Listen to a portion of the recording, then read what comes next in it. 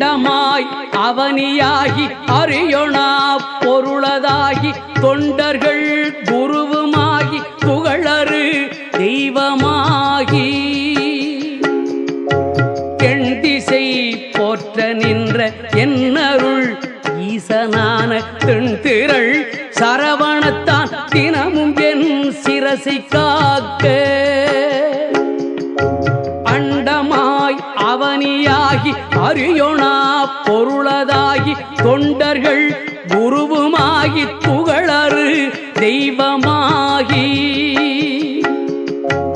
எண் திசை போற்ற நின்ற என்னருள் ஈசனான தென்திரள் சரவணத்தான் தினமும் என் சிரசை காக்க